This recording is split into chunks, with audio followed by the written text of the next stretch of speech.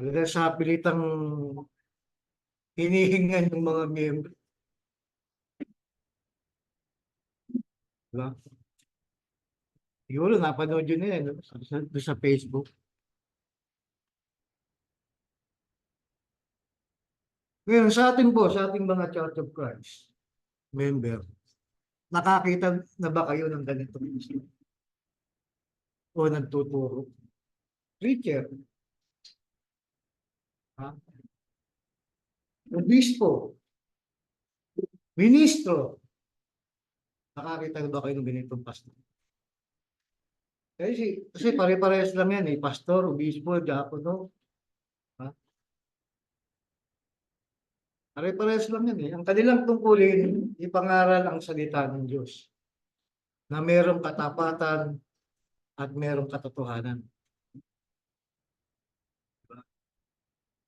Dito, ang ating gawain dito, sa ating pagsamba, may nakita na ba kayong ganyan? Na pinepersa kapag tayo ay dumadating sa offering. Sa panahon ng Old Testament, makikita natin yung 10%, yung ika-po. No, ika-po. Yung ika-10 bahagi. Yung tithes.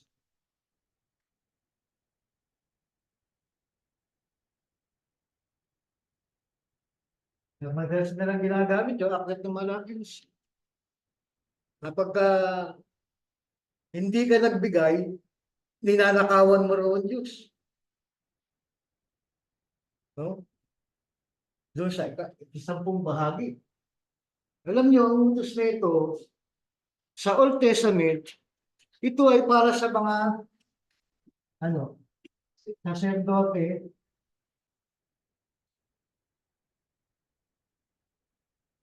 bibita.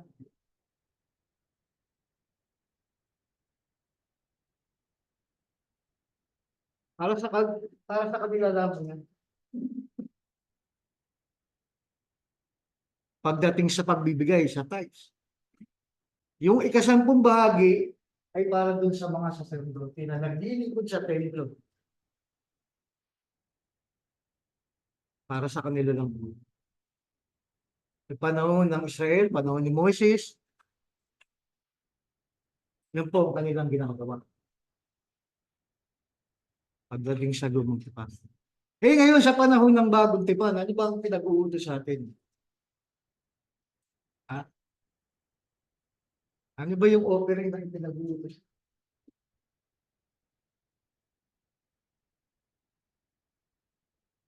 Nagaya ng sinasabi sa aklat ng bagong tipan. Ano ang tinuturo sa atin para tayo ay magbigay? Di ba yung ambagan?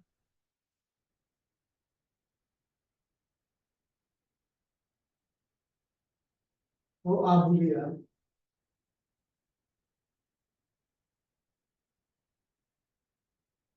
Binubuto sa atin sa bagong tipan. Hindi na to. Hindi na rito sa lumang tipan.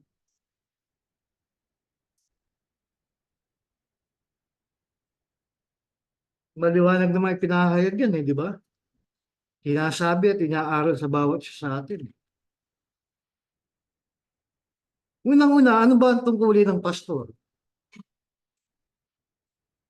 Ba? Sa unang iglesia, sa lumang tipan, ano ba ang gawain ng pastor noong tungkulin?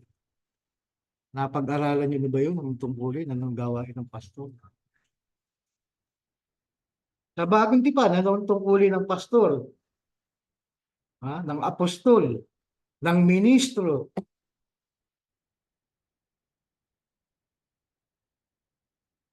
Ano kanilang gawain? At ano ang kanilang itinuturo tungkol sa bagay na yan? Di ba? Sa aklat ng bagong tipan, sa aklat ng una-unang dapat nating malaman yung ikalawang Korinto, Kapitulo 2, talatang 17. Ito yung kanilang sinasabi.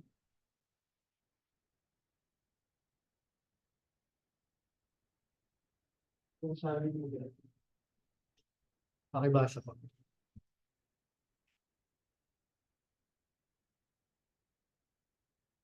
Na 2:7 ng kalawang Korinto. Sapagkat hindi kami gaya ng karamihan na kinakalakal ang salita ng Diyos. Sabi. Kung di saan. Pagkatama. Yung pagsasalita ng totoo.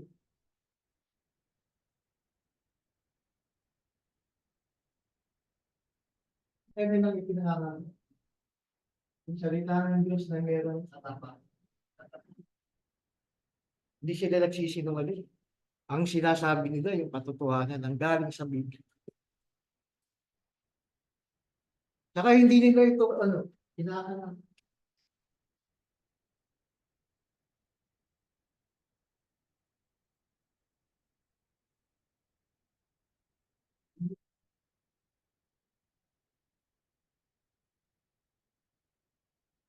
Itong mga pastor ngayon, kinakalakal ang salita. Nangihingi sa mga paligid. Diba, may dalang suko. Nangihingi. Pag tinanong mo, Brad, para sa Panginoon. Tanong, ang Panginoon ba nangangailangan? Ang Diyos ba nangangailangan? Di ba siya lahat may gawa ng lahat ng mga bagay?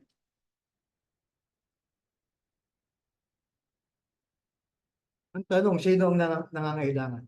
Tao. Yung tao. Para doon sa pastor. Kayaman ng pastor. Ayun. Yayaman ni pastor. Diba, nagtatayo ng mga building, yung bahay-sambahan na napakalalaki. Pero ibang klase yung pastor ng baptist eh. Talagang garapalan. Di ba? Bawal magbigay ng 20. Oo, maririnig nyo eh. Mapapanood nyo eh.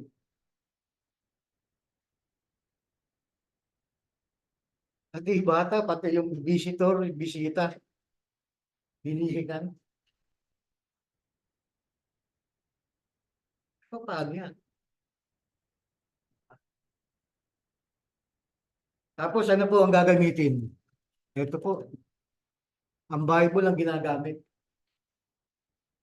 Di sa madalis salita, kinakalakal nila ang salita.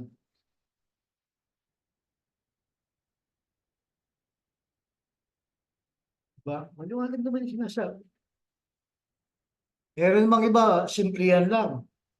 Napakagagaling at napakahusay magsalita. Mabulaklak. Talagang mahihikayat ka sa ganda ng pananalita. Di ba? Pero nakita mo yung sambahan. Napakaganda, napakalaki.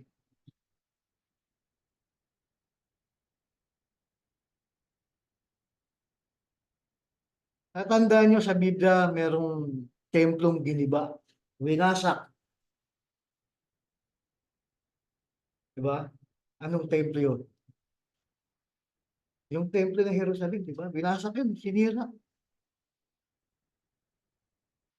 Gayong tinatawag yung templo ng Diyos. Di ba? Pero bakit sinira? Dahil may plano ang Diyos eh. Hindi naman yan ang ipinatatayo ko sa inyo. Di ba? Gawa ng tao. Gawa ng tao. Ang Diyos ay hindi nananahan sa templong ginawa ng kamay ng tao. Kanino siya nananahan? Sa atin. Yung sa mga taong sumasampalataya at sumusunod sa Kanya ng tapat. Yun ang templong Kanyang itinayo. Espiritual. Hindi yung mga bagay na yan na nakikita natin. Di ba? Lalaking simbahan.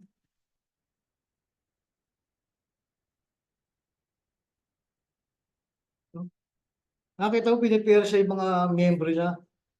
Meron tayong project eh. Tignan niyo itaas, sabi nung pastor. Oh, di ba pinagagawa natin yan? Ano ganyan? Kaya nga sabi ng apostol na si Pablo, di kami gaya ng karamihan na kinakalakal ng salita ng Diyos. Kundi sa pagtatapat, at sabi ng apostol Pablo, hmm, at gaya ng mula sa Diyos, sa harapan ng Diyos ay nagsasalita kami para kay Kristo.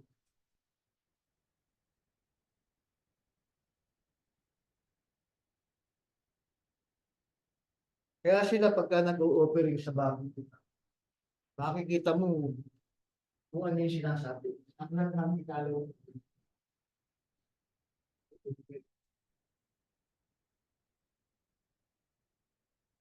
Wala na ako. Ano po ang sabi niya?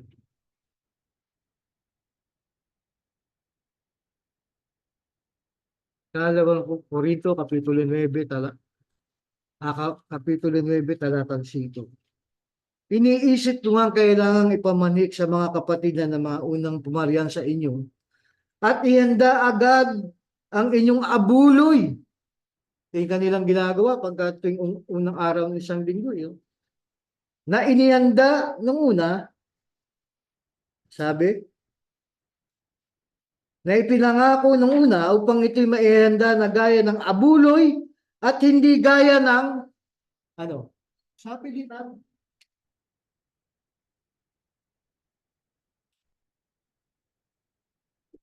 Sabi dito. Sa kanila sabi dito. Diba? Nakikita mo. Sabi niya po sa Pablo, hindi sa pilitan. Dapat sinasabi ko, ang nag-aasik ng bahagyana ay mag-aanin ng bahagyana at nag-aani ng bahagyana ay mag-aani naman sa gana. Magbigay ang bawat isa ayon sa ipinisya ng kanyang puso, huwag mabigat sa loob o dahil sa kailangan sapagkat iniibig ng Diyos ang nagbibigay ng masaya. Di ba?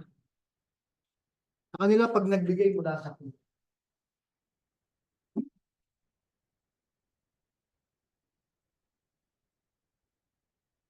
Ganun din tayo, di ba? Hindi tayo sa pilitan. Pag-aayon sa iyong puso, magbigay ka.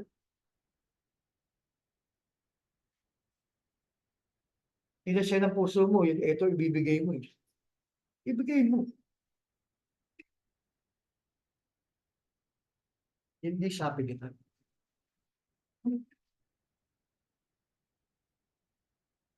Sa ibang charts, makikita mo, uupo ka pa lang, may sobre. Di ba? Uupo ka pa lang, may sobre.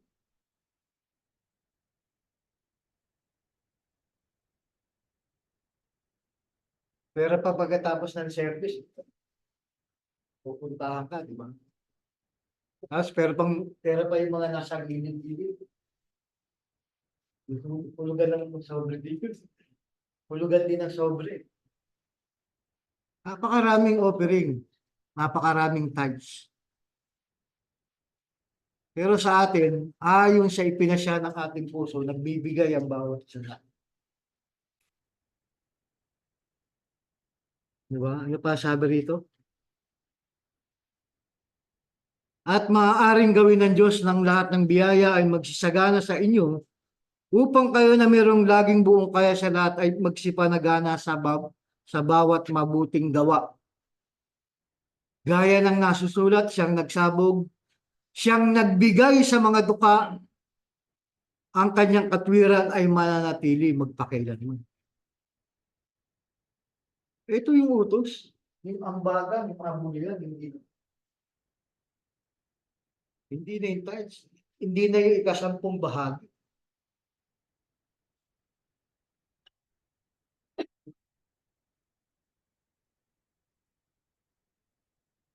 Ang ambagan ng abuluyan, hindi sa pilitan. Ayon yan sa ipinasya ng iyong puso,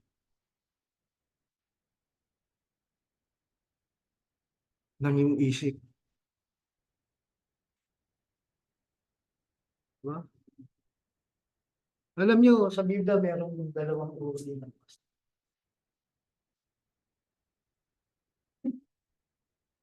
Isa po yan sa mga dapat nating mahal.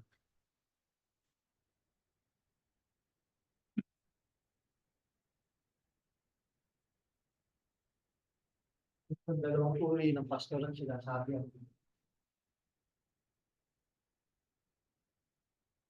Ang masama, isang The pastor is a good shepherd. nasa Biblia. Sinasabi na yun. Tingnan po natin sa aklat ng Ezekiel, Kapitulo 34.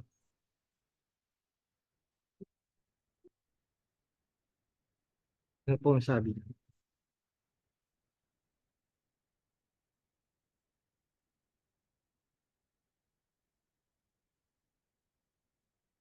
Alam niyo, ang Diyos galit sa masamang pastor. Bakit? Sapagkat ang Diyos mabuti, banal, matuwid.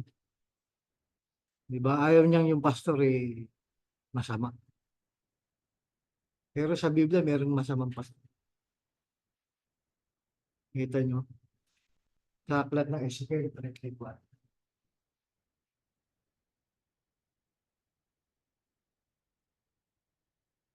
Kapitulo 1.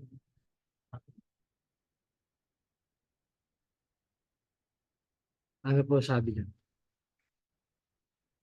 Ano ang sabi niya kay Propeta Ezekiel? At ang salita ng Panginoon ay dumating sa akin na nagsasabi, Anak ng tao, manghula ka laban sa mga pastor ng Israel. So sa panahon pa lang ng bansang Israel, may mga masamang pastor. Pinakikita po yan. Hindi lamang pala sa panahon natin, maging doon sa panahon nila, meron na. Ibig sabihin, doon nag-umpisa. Ito'y hula doon sa mga pastor. Propesiya po ito. Manghula ka at sa mga pastor ng Israel, manghula ka at yung sabihin sa kanila, sa mga pastor, ganito ang sabi ng Panginoon Diyos sa aba ng mga pastor ng Israel, na pinakakain ng kanilang sarili, hindi baga dapat pakainin ng pastor ang mga tupa? So, makikita mo yung tungkulin ng pastor magpakain ng tupa. Mag-alaga, pakain.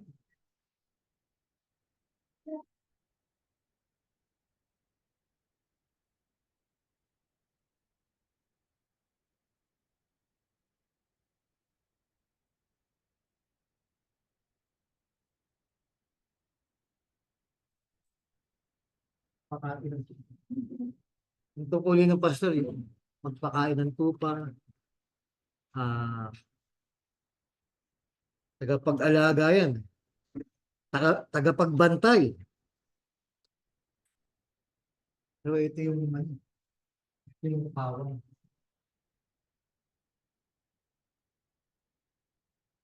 Blocks.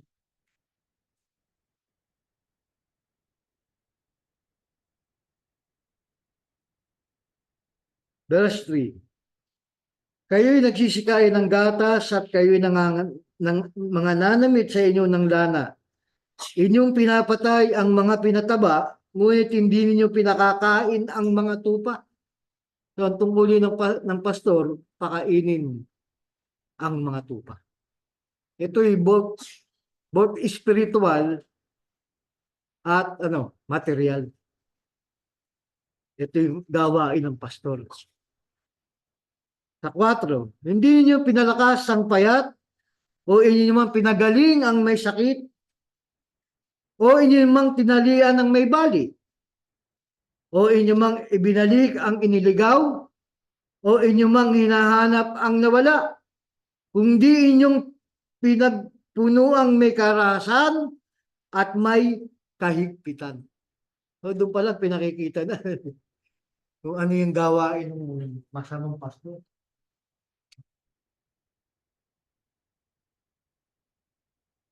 Hanggang ngayon nangyayari, nagaganap eh. Kanilang pagpupuno eh. Sa 5, at sila'y nangalat dahil sa walang pastor, sabi, bagamat may pastor, pero parang walang pastor eh. Walang nangangalaga, walang nagpapakain. Yung sa tupa. At ito, tumutukoy ito sa tao.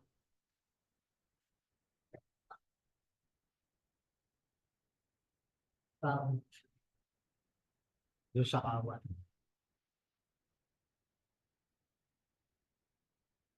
Ano pa ang sabi? Ang aking mga tupay nagsilaboy sa lahat ng bundok at sa lahat ng mataas na burol. O ang aking mga tupa ay nangalat sa buong ibabaw ng lupa. At walang magsiyasat o humanap sa kanila. Pinababayaan yung tupa, di ba? Yung kawan.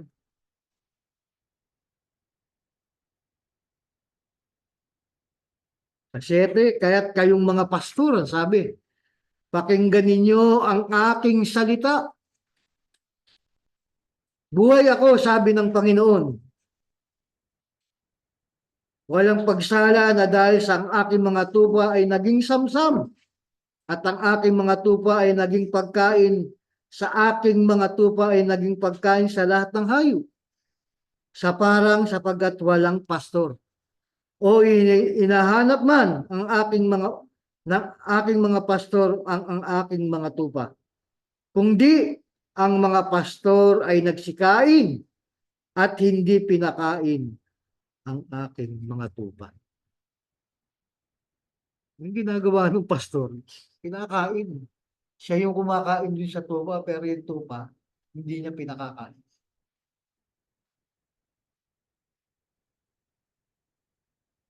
Maliwanag yan, ha? Ano po? Sa aklat po ng Isayas, Kapitulo 56. Ganito po ang sabi ni Isayas. Isayas 56, verse 10 to 12.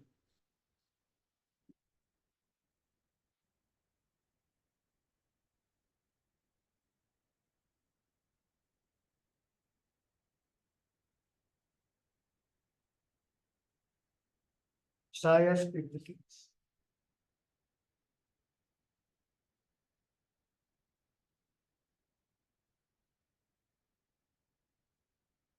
Ano po sabi rito? Ang aking mga bantay ay mga bulag. Sabi, ito yung may kinalaman sa pastor na masama eh. Silang lahat ay walang kaalaman. Silang lahat ay mga piping aso. At sila hindi makatahol.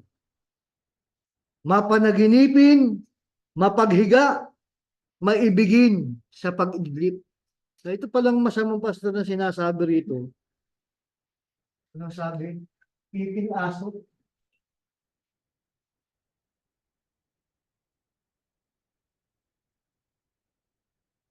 Piping aso sa hindi makatahol eh. Di ba?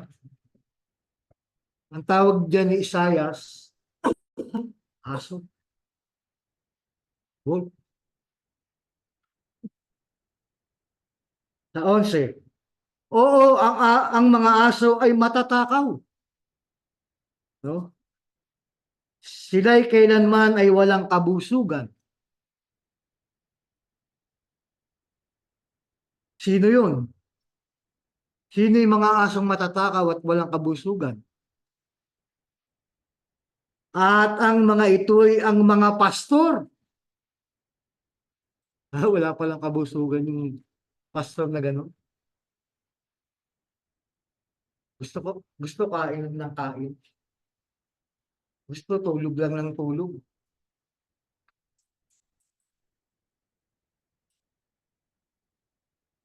Ito yung sinasabi ng Biblia. Eh.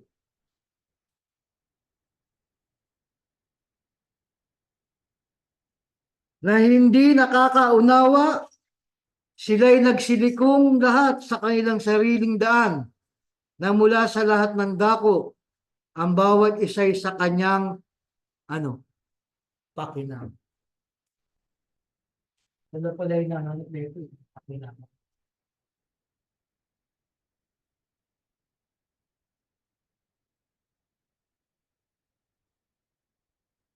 Ito lang magaling.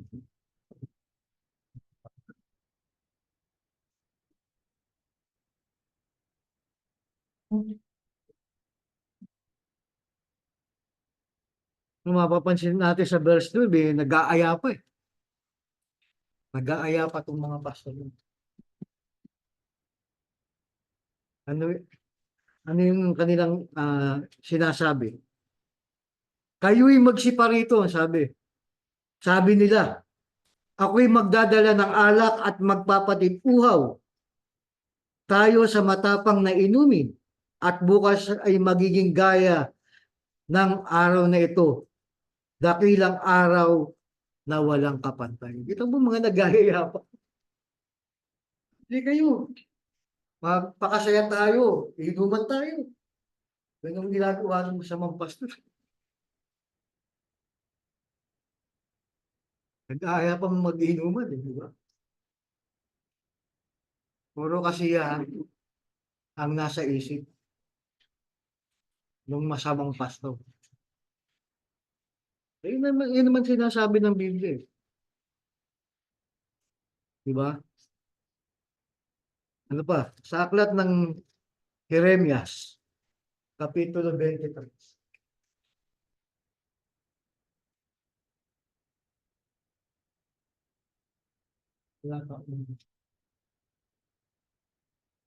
Ano po sabi diyan?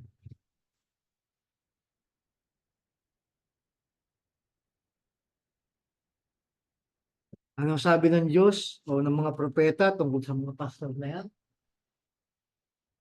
Sa aba ng mga pastor na nangapapahamak o nangagpapahamak at nangagpapangalat sa mga tupa sa aking pastulan, sabi ng Panginoon. Kaya't ganito ang sabi ng Panginoon Diyos ng Israel, laban sa mga pastor na nangagpapastol ng aking bayan. Bayan na eh.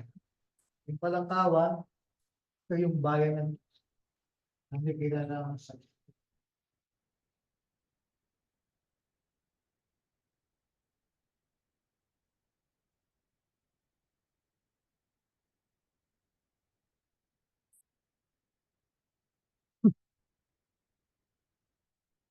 ano pa ang sabi?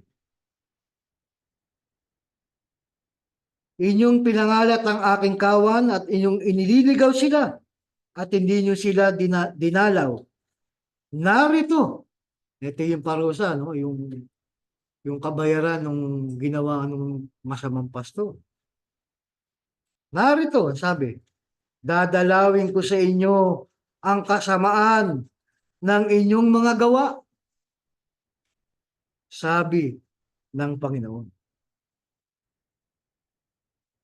At aking pipisanin ang nalabi sa aking kawan mula sa lahat na lupain na aking pinagtabuyan sa kanila at aking dadalin sila uli sa kanilang mga kulungan at sila'y magiging paalanak at magsisidapi. Ang gagawin pala doon sa masamang pastor, parusahan. Bakit parusahan? Kasi nga masama yung kanyang ginawa doon sa lupa. Di ba? Pinangalat, pinabayaan. Ang gawain ng tunay na pastor, makikita niyo, nag-aalaga talaga ng kanyang mga tupa. Pinakakain, binabantayan. No? Sa Biblia, sino yung mabuting pastor na sinasabi?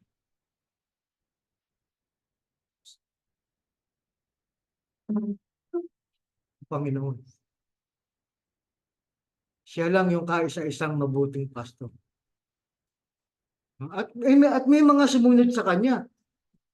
Unang-una si Haring David. Bago naging hari si David, naging pastor yan.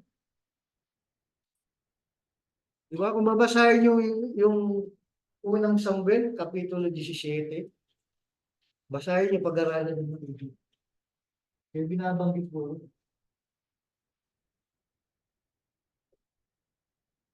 unang Samuel ba yun? Kapitulo 17. Hindi, basahin niyo, maganda yun. Tungkol kay Haring David. Ito yung time na inahamon siya ng mga Palestine. Gusto sila sakupin ng Palestine. No? Si Goliath na tagagat. Nahamon si David. Ngayon panahon na yun, siya Saul natakot doon sa mga taga-Palestine. Dahil ang laking tao ng Goliath 10 feet. Ha? 10 feet. Hindi, 6 feet. 6 feet mahigit. Ang height niya. Diba? Pero sino ang umarap doon kay Goliath? David. Yan. Pero una, pastor siya.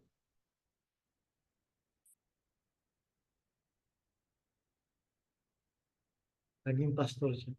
Tagapag-alaga siya ng tupa. Sa kanyang pag-aalaga sa tupa, makikita niyo, binabantayan niya yung tawad. Binabantayan niya yung tupa. Kasi kinakain niya ng leon, tsaka ng oso. May isang pangyayari na naganap doon, panahon na yun. Na-tiyempo niyang kinakain ng oso tsaka leon ngayon.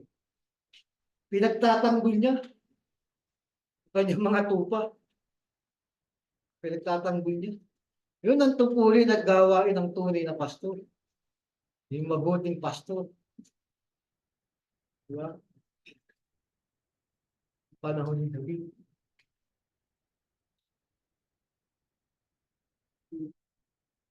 Kasi na, kanina sinabi ni Brother Darwin,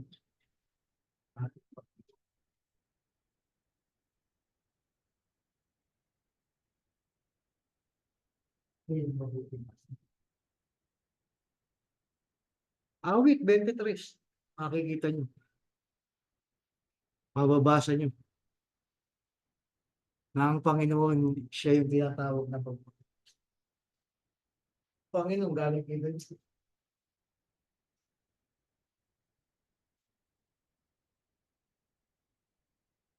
Galing nga sa langit ng ating Panginoon.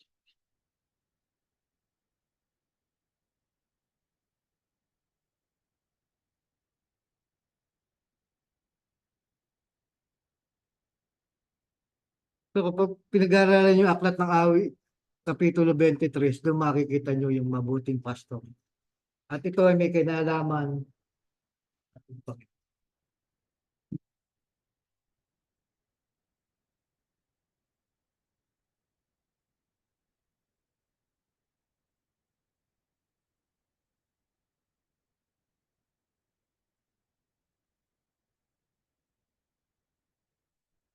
Maging sa aklat po ng Bagong Tipan, sa aklat ng 1, dito makikita nyo yung katuparan ng hula.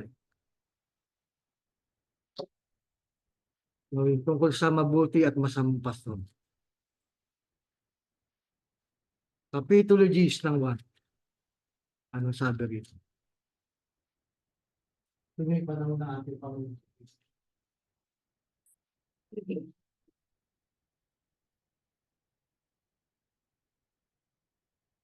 Ano sabi? Katotohanan sinasabi ko sa inyo. Ang pumapasok sa hindi pintuan ng kulungan ng mga tupa, kung di umakyat sa ibang daan, ang gayon ay tulisan at magnanakaw. Anong tawag doon sa masamang pastor? Tulisan.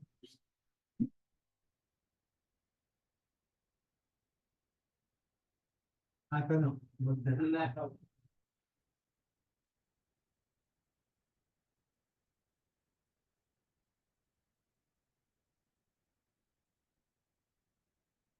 Sabi sa dos, dadapat ang pumapasok sa pintuan ay siyang pastor ng mga tupa. Binubuksan siya ng bantay pinto at dinirinig ng mga tupa ang kanyang tinig. At tinatawag ang kanyang sariling mga tupa sa pangalan at sila'y inihahatid sa labas. Dito makikita yung dalawang uri ng pastor.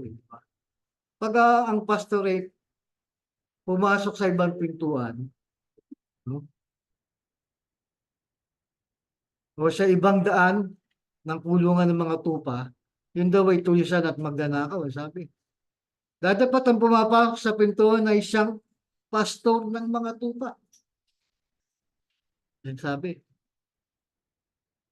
Pagka nailabas na niya, verse 4, ang lahat ng sariling kanya ay pinangungunahan niya sila at nagsisisunod sa kanya ang mga tupa sapagkat nakikilala nila ang kanyang tinig. Sa 5, at sa iba hindi sila nagsisisunod, kundi nagsisitaka sa kanila sapagkat hindi nila nakikilala ang tinig ng mga iba. Ito yung tulisan. Ito yung magnanakaw. So, kilala ng tupa yung tunay na pastor. Di ba? Pero pagka masamang pastor, hindi kilala. Yung pagkakaiba po. Sinalita ni Jesus sa kanila ang talinghagang ito, dadapat hindi nila napag-unawa. Ito yung panahon na kausap niya yung mga Hudyo, no? Yung mga Pariseo, yung mga Saduseo, Iskriba, kausap ng ating Panginoon dito sa panahon na ito. Dapat hindi nila napag-unawa kung anong mga bagay ang sa kanila ay sinasalita. Muli ngang sinabi sa kanila ni Jesus, katotohanan sinasabi ko sa inyo, ako ang pintuan ng mga tupa. Siya yung pintuan ng mga tupa. Sabi, ang lahat na nangauna sa aking nagsiparito ay mga magnanakaw at mga tulisan sapagkat hindi sila dinidinig ng mga tupa. So nakikilala ng tupa kung sino yung tunay at hindi tunay na pastor. So, gaya natin. Di ba? Alam natin kung sino yung tunay na pastor. Kung kanino tayo makikinig. Di ba? Yan po ang pagkakaiba natin sa dinami-dami ng church o iglesia dito sa mundo. Siya lang ang dapat pakinggan natin kung ano yung sinabi na.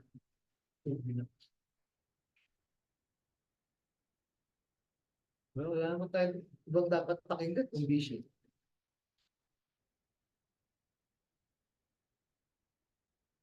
Maraming pastor ngayon, sinasabing pastor, pero ano ang kanilang layunin, ano ang kanilang purpose?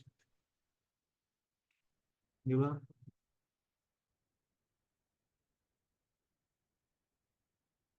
Magpayaman. Maging sikat. Yun ang kanilang purpose para makilala sila. Di ba dapat ang makilala ang Panginoon, ang Diyos?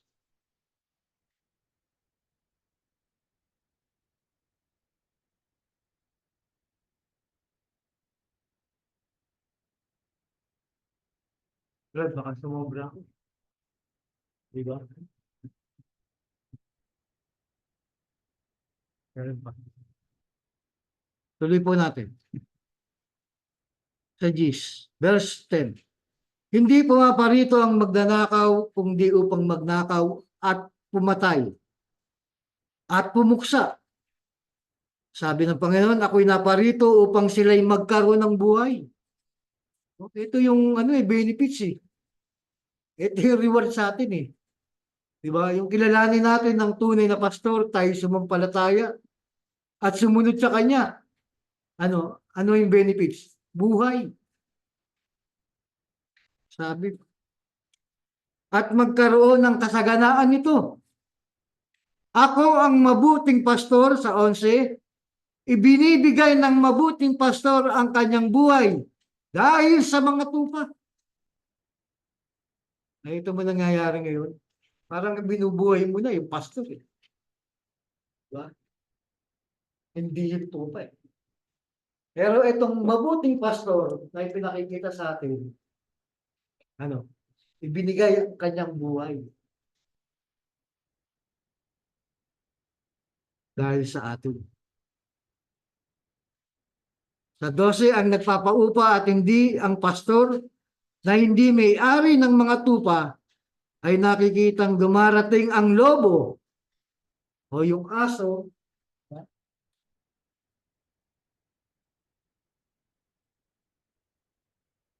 at pinangangalat. Siya'y tumatakas sapagkat siya'y upahan at hindi pinagmamalasakit ang mga tupa. Sino lang ba'y nagmamalasakit sa akin? Panginoon sa Kristo.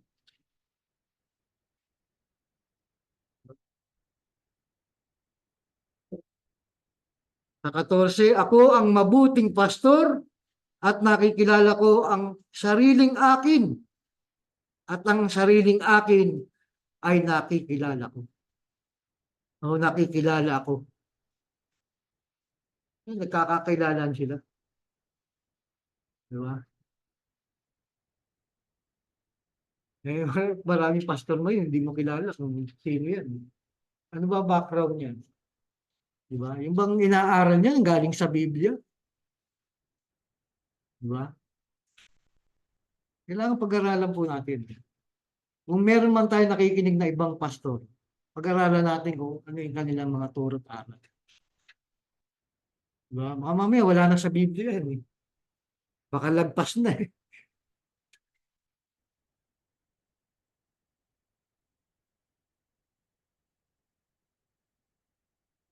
Ano pa sabi? At meron akong ibang mga tupa na hindi sa kulungang ito.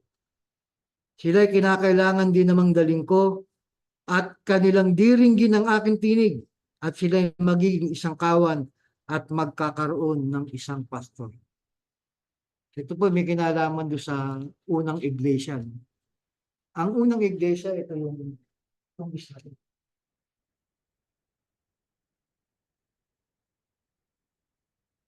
Yung bayan ng Diyos.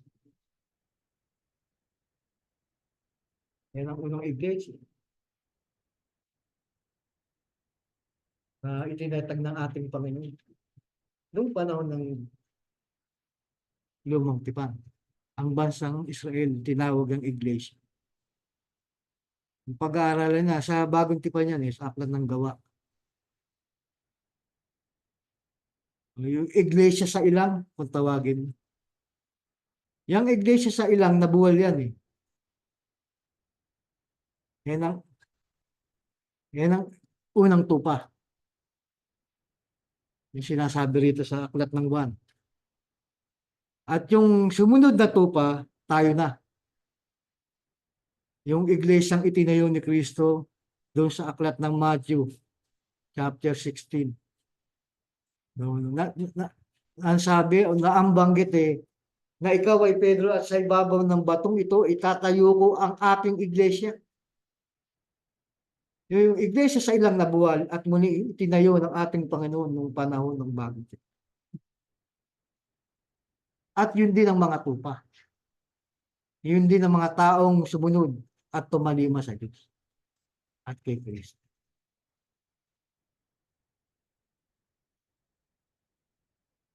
Huling talata po sa Aklat ng Gawa, Kapitulo 20, talatang 21.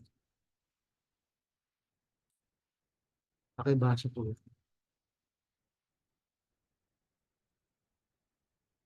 Gawa 20:28.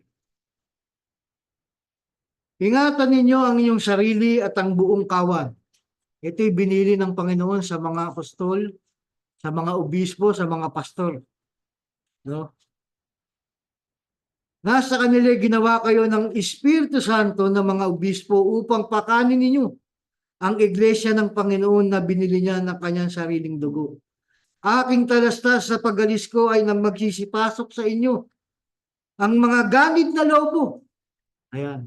Mag-isa sa tunay na iglesia, papasok yung lobo. Yung pastor na masama. Ministro o apostol. Papasok kayo sa iglesia. Na hindi magpapatawad sa kawan at magsisilitaw sa mga kasamahan din ninyo ang mga taong magsasalita ng mga bagay na masama upang magdala ng mga alagad sa hulihan, sa kanilang hulihan. Kaya nga kayo'y mga puyat at alalahanin sa loob ng 3 taon, ay hindi ako naglikat ng gabit araw ng paalala sa bawat isa na may pagluha. Ito yung bilin ni Apostol Pablo sa lahat ng iglesia. May tanong po ba kayo? Kung wala po, maraming po salamat sa inyong pag